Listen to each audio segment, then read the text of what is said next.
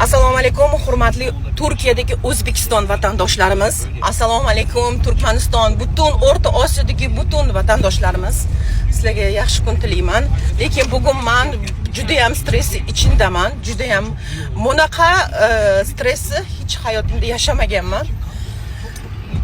Sizlarga hozir detali boya turkchasiga qo'ygan edim. Endi sizlarga o'zbekchasiga tushuntirib beraman. Turkiyaga men ishlash uchun qonun bilan kelganman.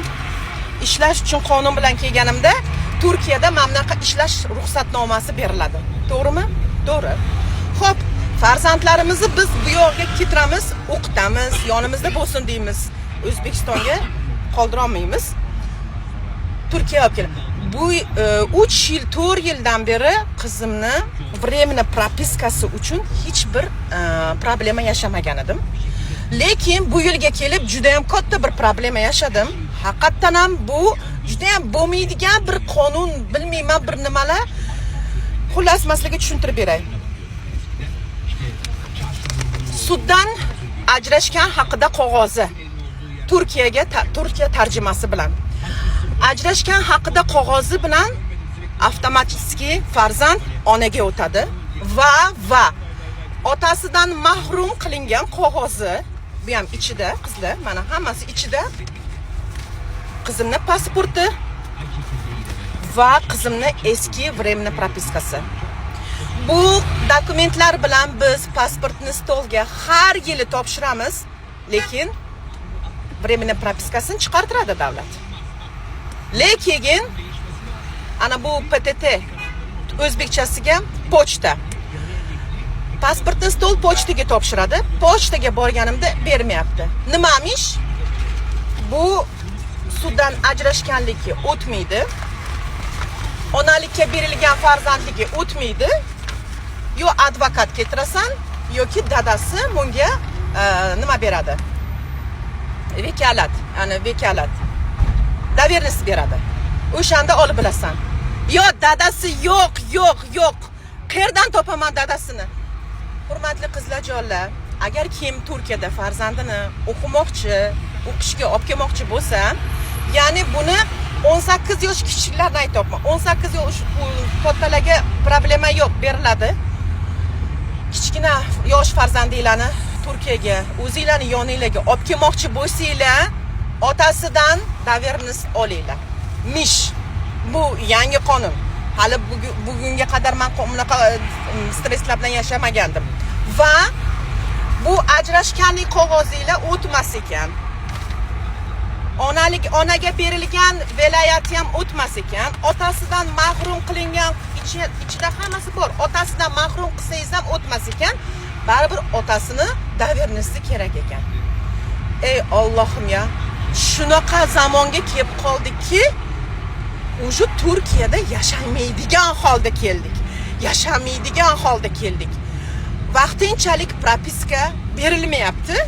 Qachonki siz universitetga rasmiy registratsiya qilib davlatga $2000, $2500 to'laganingizdan keyin va adresingizga ham временно propiska uchun pasportni stolga ham $100, $200 berganingizdan keyin sizning временно propiskangiz 1 yillik chiqadi. Bo'lmasa bermaydi. O'sha uchun Turkiya kelmoqchi bo'lganlar aslo kelmanglar, tavsiya qilmayman, chunki men 15 yildir shu yerdaman. 15 yildan beri bugunga qadar biron marta mana stressli yashamagandim, lekin bugun yashadim. O'sha uchun qizlarjonlar, hurmatli opajonlarimiz, okajonlarimiz, oilaviy kelmoqchi bo'lsanglar, oilaviy xotin bo'ladi. Yoki ajrashgan bo'lsanglar, farzandinglarni olib kelgan taqdirda ham sizlar временно propiska chiqargan taqdiringlar ham davlat beryapti, временно propiskasini chiqardi. Bu qonunni, bu qog'ozlarni dokumentlar bilan birga chiqartirib berdi. Lekin nimamish?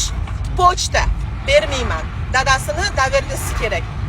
Dadasini yo'q desam, dadasi o'lgan bo'lsa, dadasini o'lim xati. Dadasi yo'q, ajrashgan bo'lsa, qayerdaligini bilmayman. 10 yildan beri qizidan xabar olmaydi.